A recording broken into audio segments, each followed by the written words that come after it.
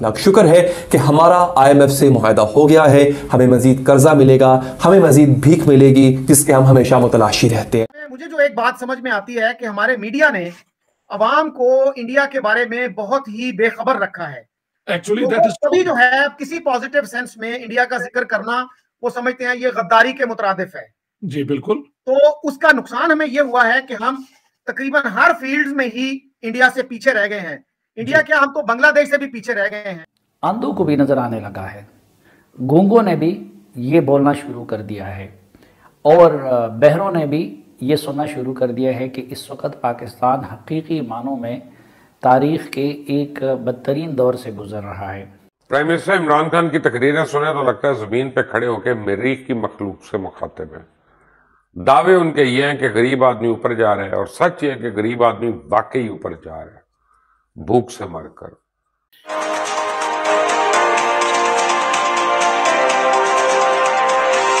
नमस्कार दोस्तों, TNS में आपका स्वागत है। तो आज आए हम एक और धमाकेदार न्यूज़ के साथ। जी हाँ दोस्तों, आप इस वीडियो में देख पाओगे आखिरकार सच से पर्दा हट ही गया। जी हाँ दोस्तों, पाकिस्तान को पता चल रहा है कि पाकिस्तान में किस तरह इंडिया के बारे में झूठ बोला जाता है और अभी हाल फिलहाल सूरत हाल ये हो रहा है कि पाकिस्तान में सच का पता चल रहा है, जिस वजह से पाकिस्तानी मीडिया पाकिस्तानी गवर्नमेंट को और आवाम को बहुत ज़्यादा कोस रही है दोस्तों, जिनमें उनका कुछ इस तरह का कहना है कि जब देश आज़ाद हुआ था तो देश कहाँ पे था और आज कहाँ पे पहुँच गया है। और साथ ही साथ उनका इसमें यह भी कहना है कि पाकिस्तान यानी कि भूखे नंगे और भिखारियों का देश। ऐसा हमारा कहना नहीं, पाकिस्तानी मीडिया का कहना है दोस्तों। इमरान खान साहब जो हैं, इनका सर 2011 का एक स्टेटमेंट है जिसमें इन्होंने इंडिया में कहा था कि मैं इंडिया से नफरत करते हुए पला बड़ा, आई ग्रू अप हेटिंग इंडिया। लेकिन फिर मेरा जब इंडिया में आना जाना हुआ, दोस्तियां हुई, खिलाड़ियों से इंटरेक्शन हुआ, तो मेरी वो नफरत जाती रही और अब जो है मेरे दिल में इंडिया के लिए कोई नफरत नहीं है। लेकिन अब आप ये देखिए कि वो इंडियन प्राइम मिनिस्टर के लिए कौन सी गाली है जो उन्होंने नहीं दी। हमारे जो इवन सर हार्ड लाइन किस्म के एम्बेसडर भी हैं, रिटायर्ड एम्बेसडर, वो भी ये कहते हैं कि प्राइम मिनिस्टर को ये जेब नहीं देता इस तरह की लैंग्वेज, आप बिल्कुल दरवाजे बंद कर रहे हैं इस तरह की। और नरेंद्र मोदी के क्रेडिट में ये बात जाती है कि he never replied to Imran Khan in his in the same tone. उसकी वजह है कि इंडिया को करने की जरूरत ही कोई नहीं है, वो कामयाब लोग हैं, हम नाकाम लोग हैं। नाकाम इंसान जो है वो गालियां दे। मुझे जो एक बात समझ में आती है कि हमारे मीडिया ने अवाम को इंडिया के बारे में बहुत ही बेखबर रखा है। एक्चुअली कभी जो है किसी पॉजिटिव सेंस में इंडिया का जिक्र करना वो समझते हैं ये गद्दारी के मुतरादिफ है। जी बिल्कुल। तो उसका नुकसान हमें ये हुआ है कि हम तकरीबन हर फील्ड में ही इंडिया से पीछे रह गए हैं। इंडिया क्या, हम तो बांग्लादेश से भी पीछे रह गए हैं, नेपाल से भी पीछे रह गए हैं। ओह अच्छा। यस। और सर जब इंडिया आजाद हुआ था 47 में, तो इंडिया का लिटरेसी रेट था 12% और आज इंडिया का लिटरेसी रेट है 80%। फैंटास्टिक। अच्छा। और पाकिस्तान का लिटरेसी रेट जो है वो 59% से ऊपर जाने का नाम नहीं ले रहा। और आप ये देखिए कि इंडिया में 1% लिटरेसी रेट बढ़ाने का मतलब है कि आप करोड़ से ज्यादा लोगों को, 1.25 करोड़ के करीब लोगों को एजुकेट करेंगे, उनको पढ़ाएंगे, तो आपको 1% ऊपर जाएगा। पाकिस्तान में अगर आप 20-22 लाख लोगों को एजुकेट कर दें तो वो 1% ऊपर चला जाएगा। तो इसके बावजूद भी हमारा लिटरेसी रेट जो है वो 59% है। तो आप कैसे देखते हैं इस मसले को?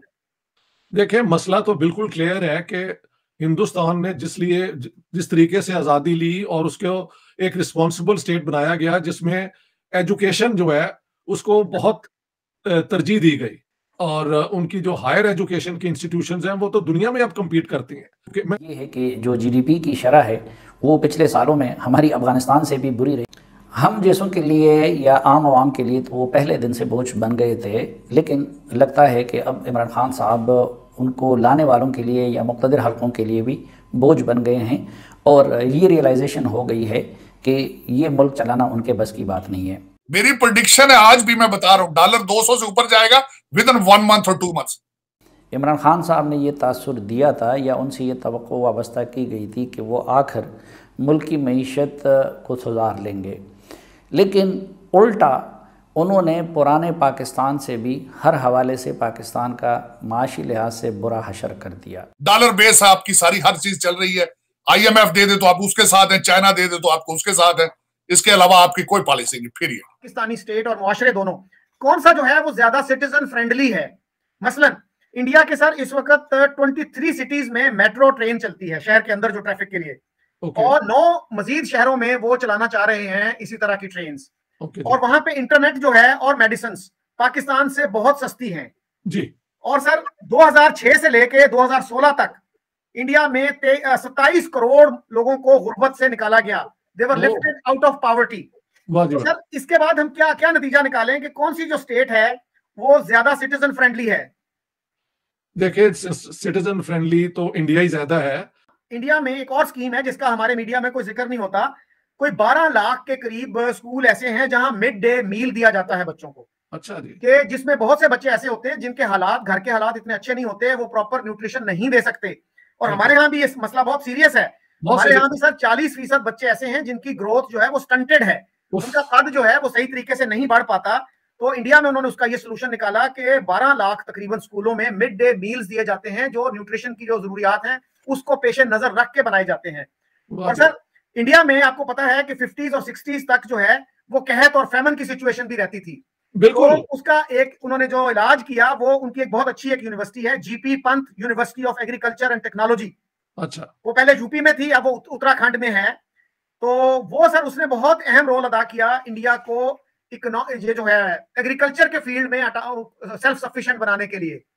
अंधों को भी नजर आने लगा है, गूंगों ने भी ये बोलना शुरू कर दिया है और बहरों ने भी ये सुनना शुरू कर दिया है कि इस वक्त पाकिस्तान हकीकी मानों में तारीख के एक बदतरीन दौर से गुजर रहा है।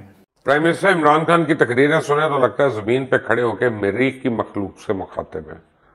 दावे उनके ये हैं कि गरीब आदमी ऊपर जा रहा है, और सच ये है कि गरीब आदमी वाकई ऊपर जा रहा है, भूख से मरकर।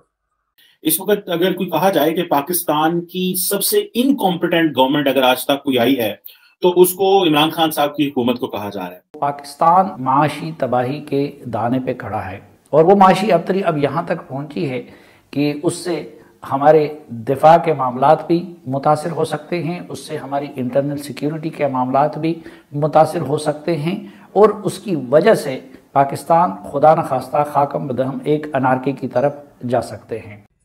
ऐसा लगता है कि पाकिस्तानी तारीख की नाकाम तरीन तब्दीली सरकार महज टाइम पास कर रही है। इसमें तो कोई शक नहीं रह गया कि इस नाकाम तजुर्बे का नतीजा ये निकला है कि मुल्क की मईशत जमीन बोस है और गवर्नेंस जिंदा दरगोर हो चुकी है।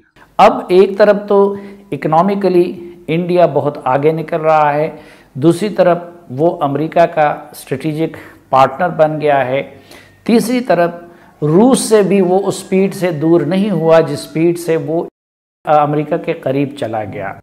अवाम का निज़ाम कानून पर से एतबार उठ चुका है क्योंकि हर ताकतवर इस दौर में अपनी अदालत खुद लगा कर बैठा हुआ है। मुल्क दिवालिया होने के करीब पहुंच चुका है, बल्कि यूं कहा जाए कि दिवालिया हो गया तो गलत नहीं होगा। जो इस तब्दीली सरकार ने मुल्क का बेड़ा गर्क करना था वो तो ये कर ही चुकी है, क्योंकि सच ये है कि मिडिल क्लास खत्म हो चुकी है। मिडिल क्लास तो अब गुर्बत की लकीर के नीचे चली गई है, गरीब फकीर हो गया, फकीर मुजरिम।